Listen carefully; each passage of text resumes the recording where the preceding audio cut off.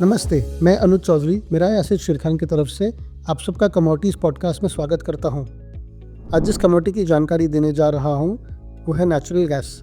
MCX natural gas ने आज इस साल का हाई ब्रेक किया है और जनवरी 2023 के लेवल्स के आसपास ट्रेड कर रहा है।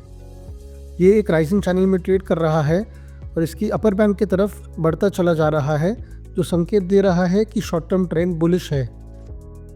Momentum indicator MACD positive divergence दिखा रहा है।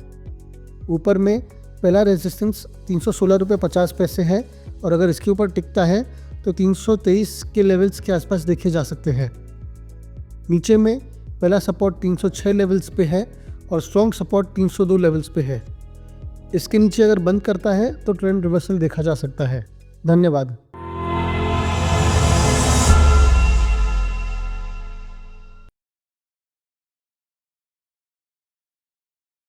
Investment in securities market are subject to market risks.